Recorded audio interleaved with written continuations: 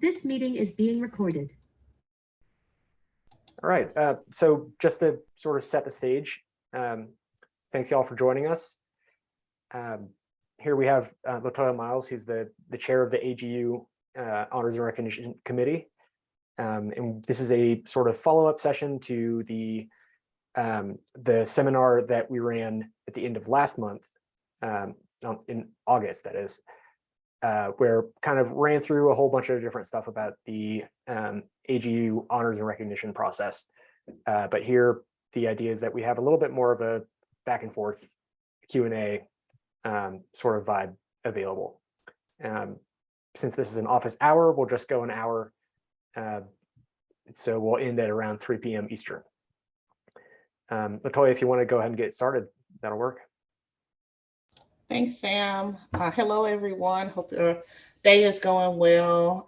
Really pleased to be able to join today. We have not done one of these kind of office hours before for the honors program, so it's a great opportunity just to hear from members, be able to address your questions and concerns. I just wanted to take a few minutes at the outset to just provide an overview and talk a little bit about some of the work and the structure of the honors program at AGU. And for those that may not be familiar or may need a refresher, so we have the AGU Honors Program has volunteer leaders who are AGU members, as well as we have AGU staff members who help support the honors program. Amber Levy and her team, including Hannah, who's on the call today, all do an excellent job in covering all of the various aspects of the honors program. When we talk about honors in AGU, there's several different categories that honors falls in. Probably the one that most people in the Earth and Space Science community are familiar with is the AGU Fellows Program. Fellows are selected from across all of the different sections every year, and Hannah is one of the AGU staff members who does a lot of support and a lot of work with the AGU Fellows Program. And so Fellows is one aspect of the honors program. We also have what we call UMAP, which are our union level awards, medals, and prizes. And even further of a breakdown of UMAP is there is a difference between an award, a medal, and a prize when it comes to AGU. So one of the easy ways that I try to think about this when I was first starting my tenure serving as a member of the Honors and Recognition Committee, and then now as chair, is when it comes to prizes, prizes have some type of monetary component to them. And so there'll be different prizes, like there's the Tyra Prize, there's climate. And so those have, they're focused on recognizing excellence in leadership and research and education and innovation, but prizes always have a monetary component to them. And they're sponsored by partnerships that AGU has with other groups who are other professional societies or NGO organizations, nonprofit organizations that provide funding to the recipients of union level prizes. The next category is the union medals. And for AGU, being a recipient of a union medal is actually the highest honor that's bestowed across the union. I know fellowship is a huge deal and a lot of people pay attention to it, and it has a large number of people every year that we're recognizing. But winning a union level medal is actually the highest honor we have. And medals are focused on the all-encompassing scientific body of work that an individual has been able to sustain over their tenure in the Earth and Space Sciences. The third category that falls under UMAP are union level awards. And then those awards are a little bit broader in scope because we have awards that recognize communication, that recognize outreach, et cetera, in addition to scientific research and different of those types of activities. So when you have fellowship, then we have UMAP that includes our medals, awards, and prizes. Another group of honors that we have that fall under the portfolio are section awards. Some of those may be most familiar to people because in your section, you'll see that there are various awards or lectureships that are where they're recognizing individuals within specific disciplines. Some of those are disciplines plus those who are working in education, who are working in academia, but the sections manage their own level of lectures and awards and prizes. And if I remember correctly, Hannah, correct me if I'm wrong, there's about 30 to 35 lectureships. Yep, And a little bit it's right in there. more. There we go. Yep, 30 to 35 lectureships and about that same number of prizes just at the section level. I thought I remembered that. It's hard. There's so many numbers. there are, but the section awards and lectures program definitely has the most of all. And so when you're serving on a canvassing committee or you're wanting to nominate someone for an award or part of a team that's working to pull together a nomination for an individual or a team, I encourage you to think about all of those different categories that honors fall in. And another category that I'll mention here because it is an important part of the honors program as well is the journalism awards. They are a section of awards where we're recognizing those who are in the journalism field who are providing different types, whether it's newspaper or online or media-based articles that are about the earth and space sciences. So there's a whole category of those awards as well that fall under the portfolio for AGU Honors.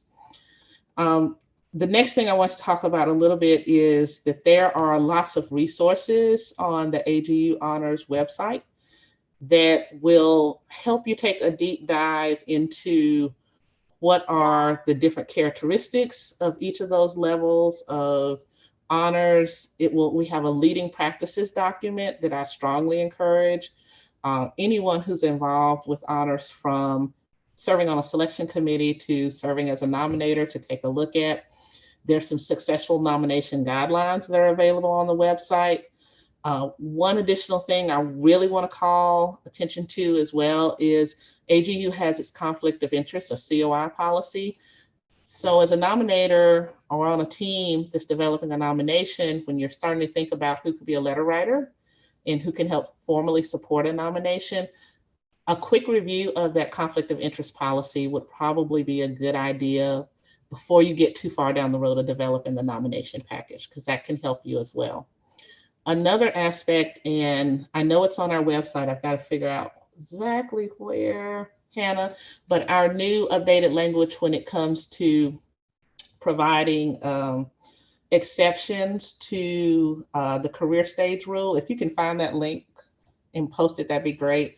So we at the honors program recognize that there are many different life changes that individuals have had, particularly during the pandemic and over the last couple of years, that could have affected their ability to qualify for an award in a particular career category.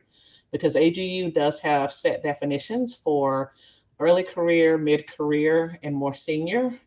And we know that there are outstanding people who are doing really great work due to perhaps becoming a parent, perhaps having an illness, perhaps their institution was greatly affected and still affected by the pandemic.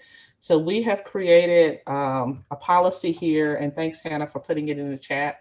And there's a link there to be able to look at this policy. It's what we have a career stage eligibility policy. And so when you look at that career stage eligibility policy, there is a process to contact the honors program, and we can, after reviewing the material and the justification provided, be able to provide an allowance for up to 2 years beyond the eligibility requirement. In practicality, what that means is if you have someone you want to nominate for an early career award, and let's say by definition of early career, that person is past that timeline. Let's say they're 11 years past their last degree. However, in that time, they may have taken a leave to welcome a child by adoption into their family. There is a brief form that fill out that information sent to the honors program. We have a subcommittee of the Honors and Recognition Committee that reviews that allowance, and then they can, at their discretion, be able to provide up to 2 years of additional eligibility. So that person could still qualify in the early career category, even though technically they are beyond that. And we instituted this policy for a couple of reasons. One, of course, was the pandemic. We know that a lot of members and a lot of individuals who are interested in submitting nominations have been greatly affected by the pandemic, and we want to allow some grace and some flexibility there. And then in addition, there are all kind of other categories. There are countries around the world where it's military service.